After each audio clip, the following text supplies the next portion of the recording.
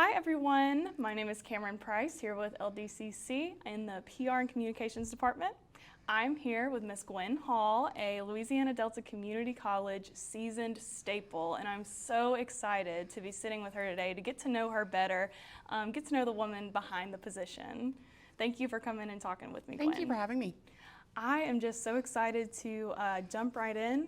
I want to start by asking you just a little bit about your background, where you're from, your family, that kind of thing. Sure. So I was born and raised in Orange County, California, Southern California, which is below LA, above San Diego. Wow. Yes. And so in high school, my family moved to Louisiana. My dad had a job transfer. So we settled in Ruston. And so I finished high school there. Then I went to Louisiana Tech. And that's where I got to know someone who was very close to the LCTCS system, became good friends. He, at the time, was the vice chancellor of Delta, and he encouraged me to apply for a clerk position. And at Tech, I was a student worker working in graduate admissions, and I'm like, heck no, I am not doing that, because I graduated in photography, so I'm going to be an artist. Well, it's hard to get a living wage as an artist, so finally I was like, okay, I'll go ahead and interview. And at the time when I interviewed, I didn't think I was going to be working for Delta for longer than a year. I was going to be an artist. But since Delta was in its first semester, I started in November 2001, and it was very much like working for a startup company. It was a lot of fun. It was a lot of hours. It was boots on the ground. Everybody. And I don't know, I guess I kind of slowly realizing, although it took me many, many years to realizing that working in higher ed was more of my career. You know, so it had become a career, not just a job. Yeah, I definitely relate to you because I myself was an art student in college in my undergrad at Tech.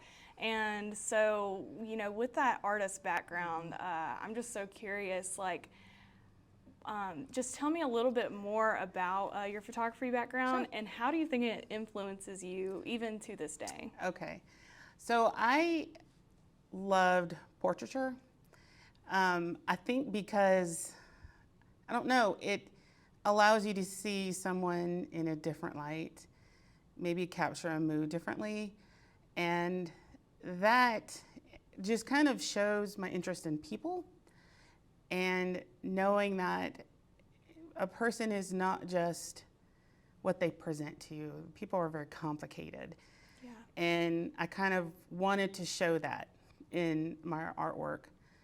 And I think that kind of connects with even basic customer service. To be good at it, you have to be understanding, not just patient and not just kind. You have to be understanding. You have to be very empathetic and know that when that person comes up to you, you don't know where they came from.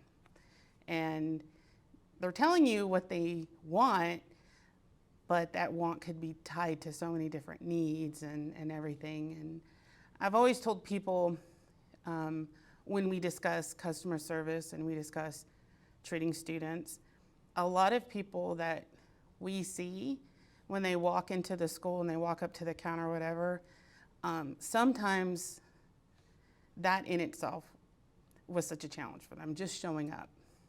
Yeah. So you have to understand that anybody could be in that position. They may have a smiling face and they may seem very confident and or sometimes not confident, but being able to understand that people are very multifaceted.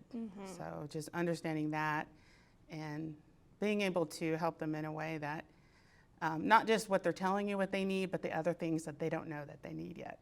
Yeah, absolutely. I love that connection, you know, from your artwork in school, doing portraiture as a photographer.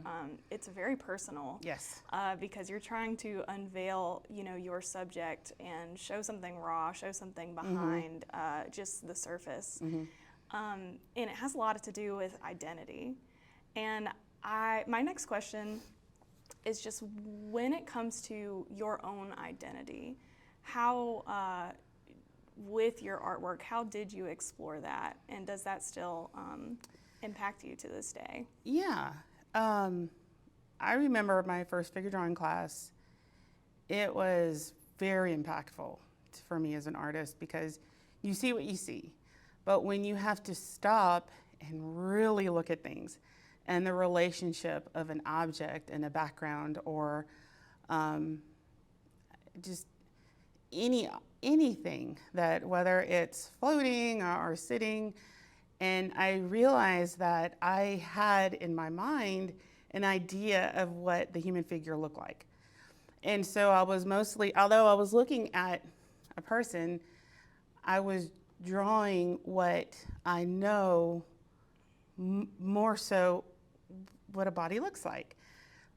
But with the instructor's assistance, they help you kind of open that other eye and say, no, really, what is the relationship of the angle of the arm and the torso? And then you just start to really look, and you're like, oh, you're right. You know, that's absolutely, like, I had it set in my mind. Yeah. This is what it is. And when I realized that my relationships between the angles of this and that, it really does open your eyes to help you see things differently. You're not just looking at a person, you're looking at, you know, the shape and the relationship of this part of the body and the other. So yeah, just really helped me to study, I guess, objects better, capture them better. Yeah. And so that was a huge, huge moment for me as an artist. Some people are born with that. My sister was born with it. I'm not. So I'm not either. Yeah. But so I was a fine art student for a long time. Mm-hmm. First I was I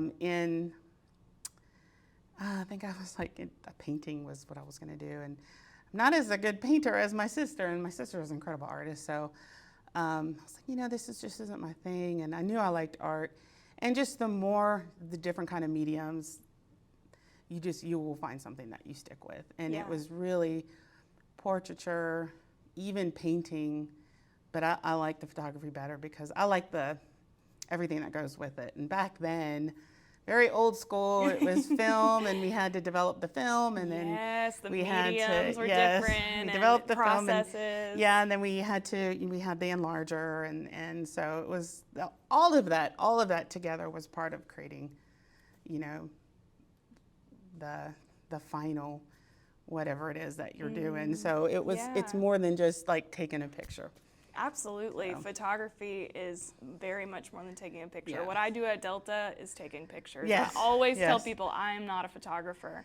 And I really resonated with what your story was with your figure drawing class, because the instructors teach you to draw what you see, not what you know. Right. And it's kind of a process of forgetting Yes, what you know. absolutely. Throwing it all out the Yeah. window, kind of starting from scratch. You know, draw what you see, draw your Yes. reality. Let it go. Yes. Yeah. Let what and- you know about the human figure, or literally anything, because it applies to anything. Let it Yes. go and draw what you see. Exactly. Yeah. You know, and it really does strip you down to, you know, really understanding it's forgetting what you know. I mean, what a, you know, humbling experience. And I completely understand where you're coming from in that story. When it comes to your creativity, it sounds like something that you utilize as, you know, a God-given gift as an artist, but also as someone in your career right now. What does it mean to be creative to you? It's almost like giving birth to something that didn't exist. More than just thinking outside of the box, I think. It's really not thinking about a box at all. You know, it's just letting yourself be yourself, and whatever is created in that process.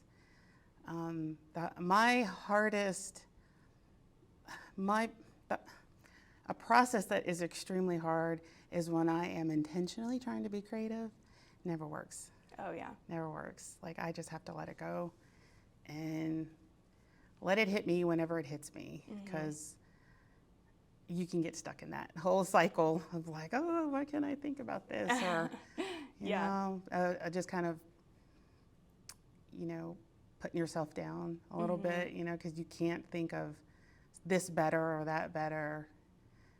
Visualizing something in your head is just the first part. Actually getting it down on paper is very different. Yeah, and the process plays a huge role into the artwork itself, and it's having all to translate tied together. Yeah, it's really different. And then realizing that what you have is not translating right to, you know, whoever else, that's very difficult. Yeah. So you just have to keep at it. But it's kind of like a skill, though. It is, the more you use or tap that part of your brain, the better, you know. And honestly, I haven't been able to tap it as much lately. My interests go everywhere, so I have a tendency to just really hyper focus on this, and then switch out to something else. I feel that, and most creative people do that, you know, lose interest and come back to it, and because, you know, creative people are interested in so many things at once. Yeah. I'm going to switch gears a little bit. I want to ask you about role models in your life, particularly women. They don't have to be a woman, but just people in your life that you've looked up to, and what kind of qualities that you've taken from them. So I think my first professional role model was the first registrar at Louisiana Delta. Her name was Carrie Stickney. And she, to me, was the epitome of a supermom wherever she went, whether it was at work or her own kids. And she had just an incredible amount of energy. She was also extremely cognizant of her job and the amount of integrity that it took to complete her job on a daily basis. Everything she did, she was very aware of who, what it may affect. Students were always her number one, you know, which is, of course, her. I would say, yes, I've always had good work ethic, you know, but seeing her agonize over things, you know, to make sure that she's making the right choice and holding to her, you know, personal level of integrity. I thought that was very admirable. Yeah. It's difficult. It is can be very difficult. And so I kind of had set my bar like that, you know, with her. Yeah. Since she was the first real professional role model for me, I was young, right? So I was like, this is exactly how I need to be. And it's also good now to look back and say, well, no, I can be different, and I should be different. And, you know, we all have our quirks, I guess, and can still be set in our ways. Yeah. It's hard to see when you are set in your ways. It's difficult to change. But I don't know, maybe it's kind of the ability to see something a little bit differently. So she was very, very good. When she did leave, it was very fast. And then having to identify, well, what kind of a leader am I going to be now? Because I always had a boss, you know, and, you know, trying to figure out who and how I was going to work. My professional life was working with Carrie Stickney. I mean, that was it. You know, I was kind of like her little sidekick everywhere we went. And so, you know, you have to work well with someone. And so you get to know them really well.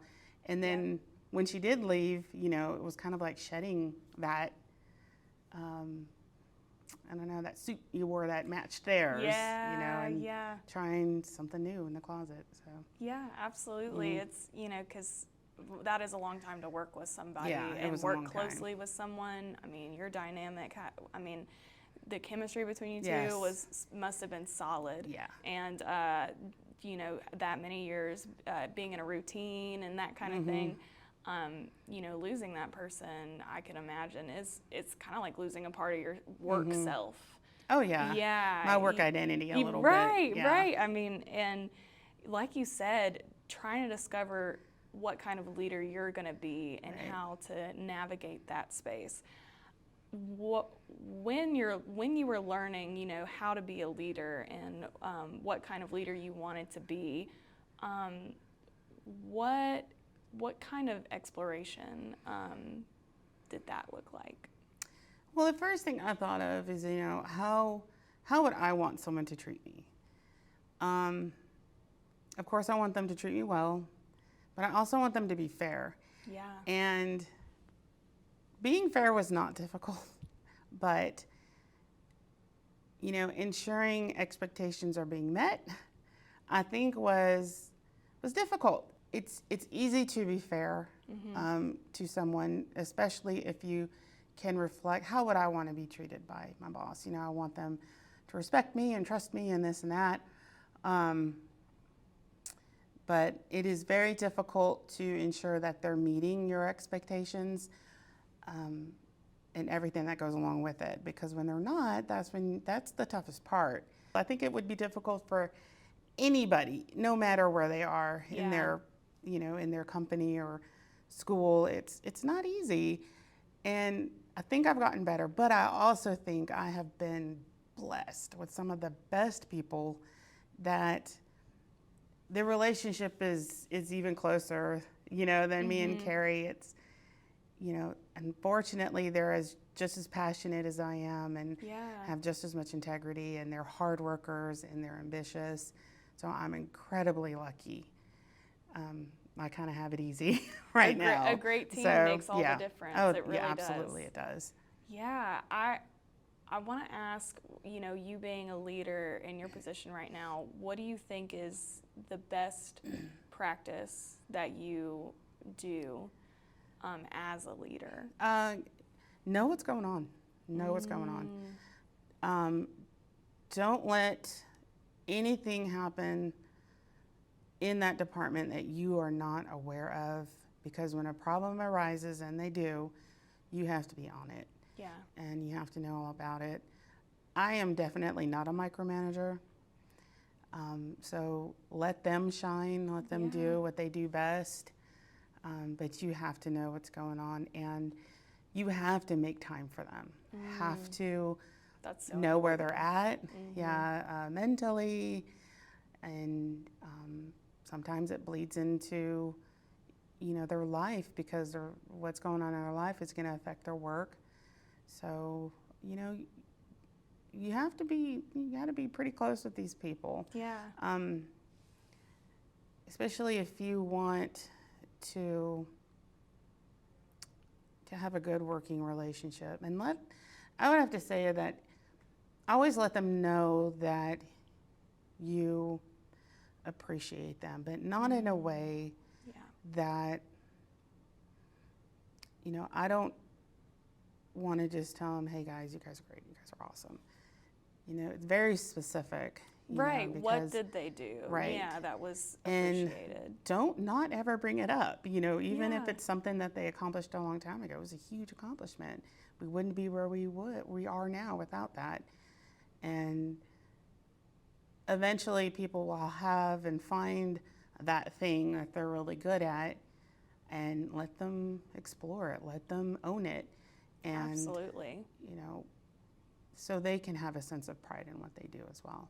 And they can recognize what they're doing for the institution, for the office, for our students. And again, it's very fortunate for a department or an institution like Delta to have people like I have that are passionate, very passionate for the students and want the students to succeed, and will do whatever they can. So I find myself extremely fortunate, and that they love what they do. Yeah. You know, so that's huge. And you feeding that passion by, you know, being appreciative, you know, and letting them shine, like you said, it helps people see the big picture and feel and know in their heart like what they're doing is important.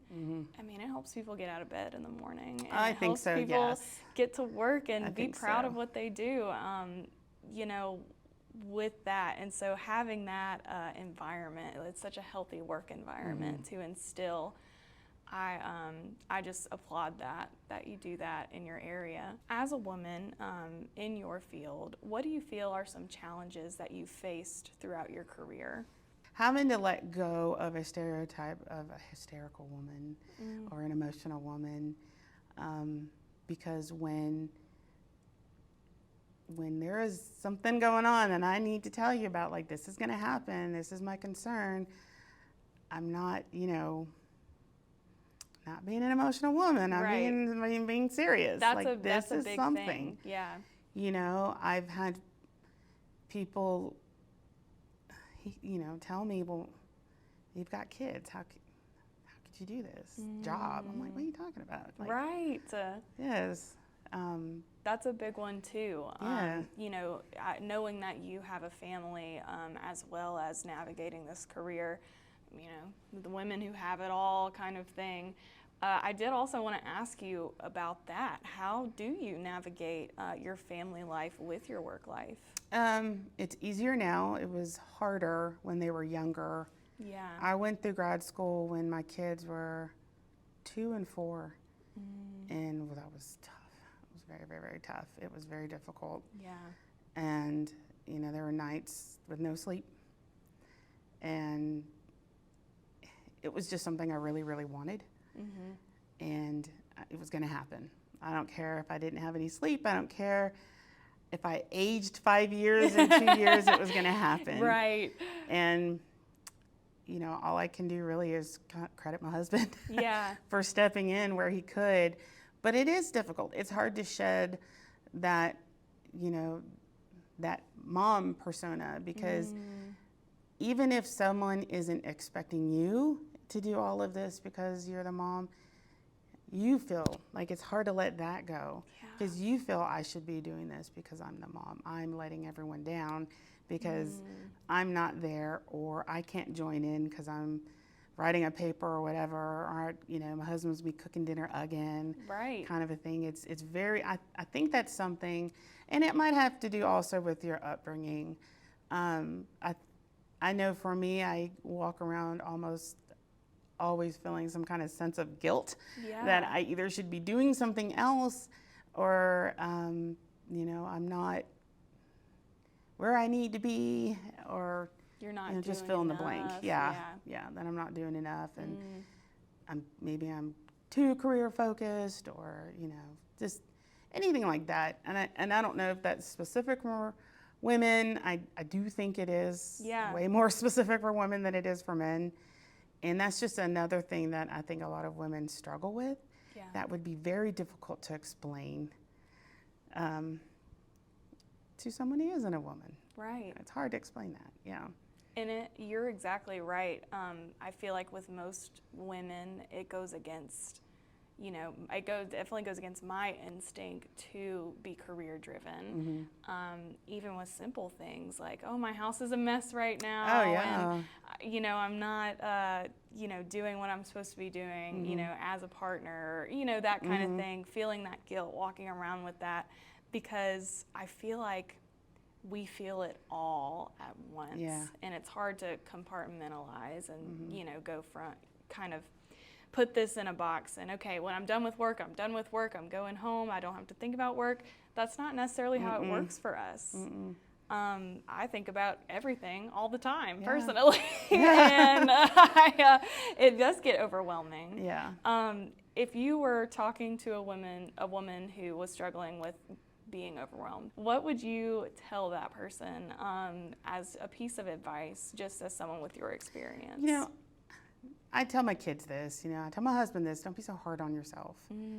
Don't beat yourself up. Don't be your worst enemy. You know yourself better. Hopefully you know yourself better than anyone else. Yeah.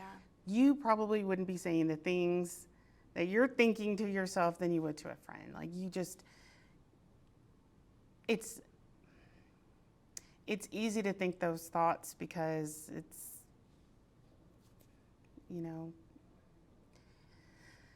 it's a lot easier, I think, to point out the negative in yourself than the positive. And right. You know exactly what you're not doing. It's very hard to kind of think about, well, this is what I am doing, and I think that man or woman, we're all kind of built that way, I think. Also, when it comes to being overwhelmed, and this is for anything, I've kind of going through tragedies in life, I think you really need to own how you feel. Mm-hmm. And even if you feel this way, if you're mad, if you're sad or whatever, that's fine. Yeah. You can feel that way. You absolutely can and should feel that way. But no, that's how you feel right now, today, in this moment, that's how you feel. Mm. Tomorrow might be different. Next week might be different. If you feel this emotion now, then, own it. And it's okay to feel that way. And just know that you are not always going to feel that way. It will change. And we're never stuck in those emotions. This is me talking to myself a lot, trying to rationalize things and work through emotions or whatnot. And I think people know this, but they don't kind of put those pieces together. I think it's really important to validate people's feelings.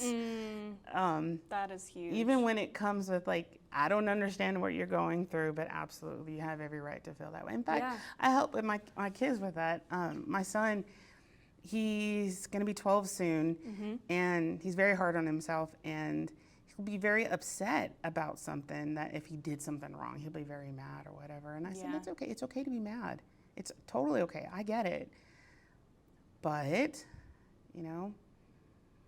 how long are you going to be mad? And what are you going to do now? Right. Are you going to pick it up and try again? Kind of talking him through it so he doesn't get stuck in that emotion. Absolutely. And these are things that I feel like I myself need to be constantly reminded to put into practice. Mm-hmm. And, as I'm feeling emotions, just being present and being aware. Right. Because I think people think it's bad to feel mad or feel sad. That's not good. No, it's fine. It's totally normal. You have every right to feel that way. Yep. So that's one step. What's next? Absolutely. Mm-hmm. You're completely right.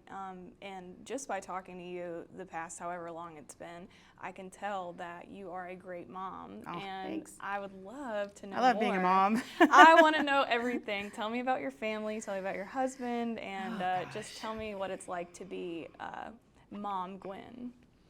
Well, first of all, my kids are awesome. I love my kids. Yeah. More so than this because they're my kids, because I think they're a lot of fun. And they're really cool human beings. Yeah. And I just like hanging out with them. My husband is from Columbia, Louisiana. He's the most un-Columbia, Louisiana person you'll ever meet. He actually works in nonprofit. I met him. I don't know if this is ever going to be on the tape. Feel free to say it. We can edit it out later. When I met him, he was not in school and living at home. Gotcha. With no job. And I was like, and he's younger than me. He's 5 years younger than me. Mm-hmm. And I'm like, do I really want this? Scrub. I don't know Scrub. Yeah, I got you. Yeah, TLC was trying to tell you. Yeah. and but I remember distinctly, when he had asked me out, and I was like, well, I don't have anything else better to do.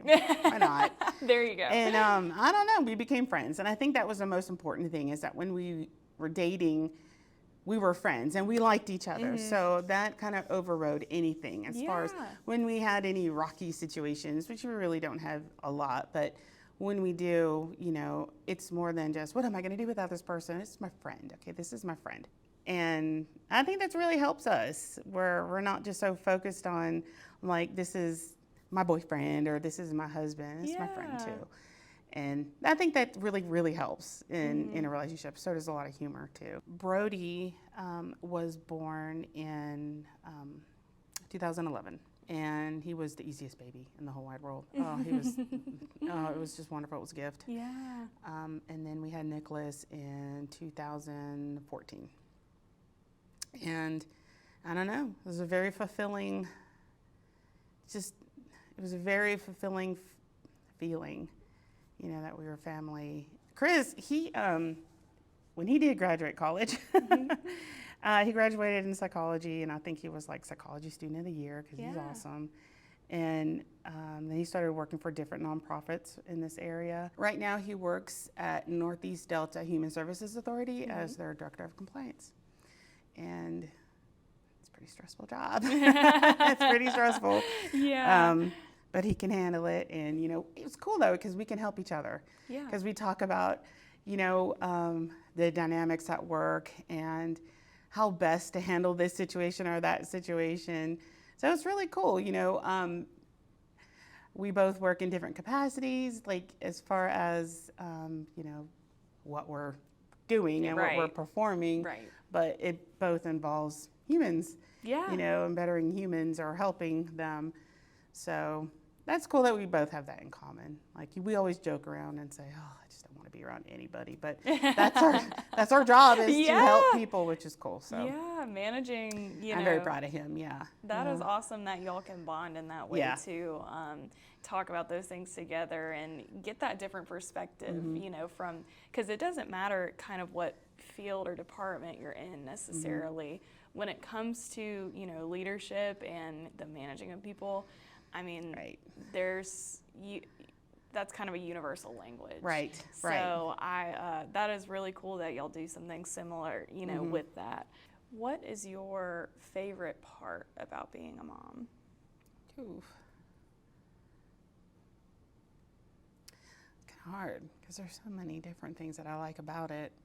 I don't know. I like that I am part of bringing a human into the world and helping them to develop their personality and their character and hopefully guiding them in the right direction. I don't want them to look back and think, man, I wish my mom would have told me about this, or I wish mom and dad, could have helped me with this, and not 20 years later when they're sitting down with the psychiatrist trying to work it out. Right. I want them to be themselves. I want them to have a level of confidence that maybe I didn't have at their age. Yeah. And just helping them literally to be the best person they possibly can be. And I love watching them change as they grow and become more of who they are. I always want to have an answer for any question that they have. I just feel like it's the best responsibility to have to be a mom. And sometimes my kids will say something like, I'm making them clean their room or something or whatever. And they'll complain. I said, but honey, I have to teach you these things and I have to have you be responsible for your room because, one day, someday, you're going to have your own room. You're going to have children and you're going to have to help them to become a responsible person too. I'm not just saying this because I'm being mean. Right. Because I want you to have a, spotless room. Yeah. But, having a cleaner room really helps you in so many areas. It can help you they don't know this now, but I know specifically when I look in my closet and it's disorganized. But, when you have a clean room, it helps you in more areas than you can imagine. It's very stifling to be in a messy room or something like that. Absolutely. And so just trying to teach them those little weird things that maybe I never really considered, but now I'm adult, I know and I understand. So if I can help them with those things that I maybe needed help or had lots of answers when I got older, then maybe they'll have it more together than I did. They'll be a little more prepared for the world than I was. Yeah, I think showing people, the why behind, that's what I'm trying to say, it's like I'm not just doing this to be, the Wicked Witch of the West. I'm trying to, this is for a purpose. And so. Yeah, and instilling routines.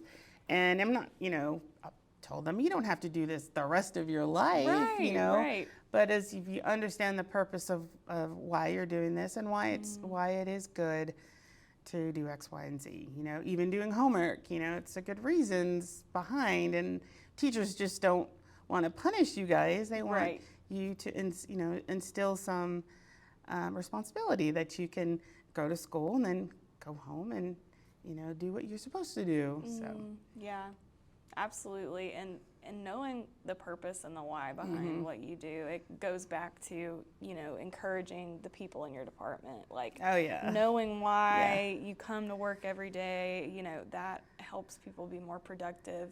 It gives them a sense of purpose day to day. And you said you began Delta when you were about 23 years old, right? Yeah. What about the mission made you decide to stay? So I knew that our area needed a community college. I never really thought about, community college much because Tech was, right down the road. And,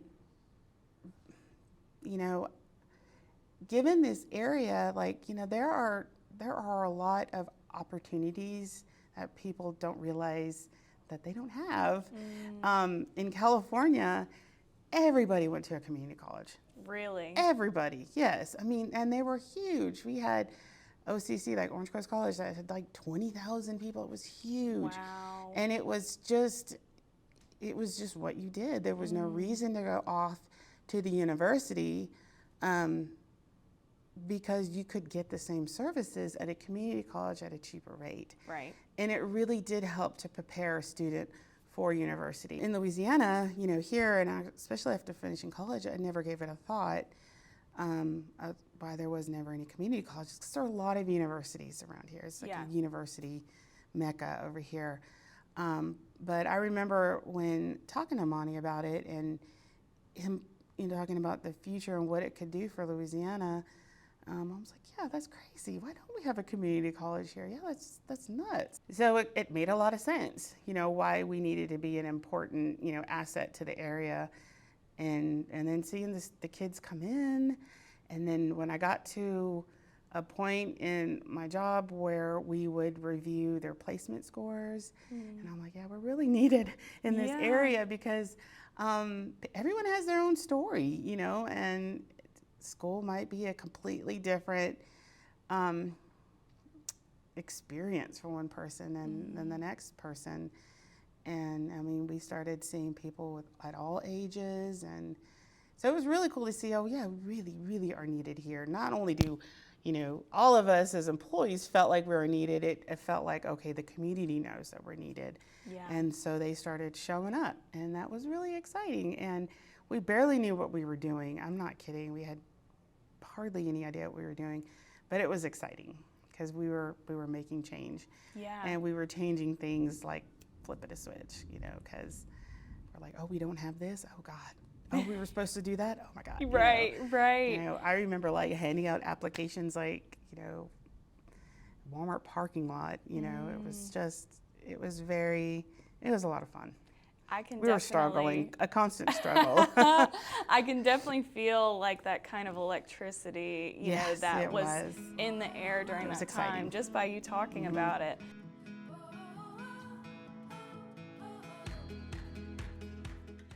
I think I am most proud, or my most proud moment is the graduation ceremony.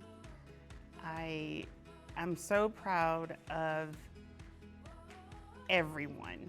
I never thought that I would be an emotional person at a graduation where I wasn't friends for life or relatives, but seeing what I like to call as our kids across the stage and their happiness, and I don't know, they have a shine in their eyes, and it is such a proud moment, and I could cry for every single one of them. I absolutely love graduation. I never really thought that it would be such a touching moment for me, and it is. And we kind of dread it in the registrar's office. It's a lot of work, and whenever we think about it, we're stressed. But when the day comes, it's like a giddy feeling. I absolutely love it. I kind of wish I was in the line to shake their hands too, because I don't know, it means a lot to us, or it means a lot to me.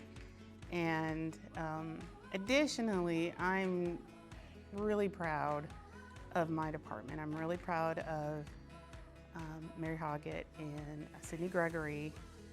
I like to think that I had something to do with the employees they are today, which they are amazing. And we would not be anywhere near as successful as we are without them. I wouldn't be successful without them.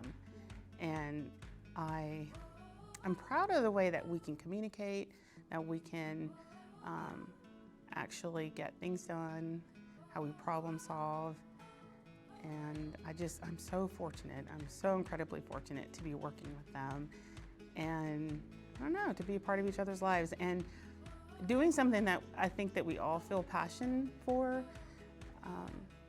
And I do think that we're all proud of what we do. Otherwise, I don't think we would do it. You know, there are other things that we could do, Right, you know, right. but we just fortunately love what we do. And I'm glad that we can make make Delta and our students a better place, help graduate our students. And I don't know, I'm really fortunate, and I'm really proud of my team.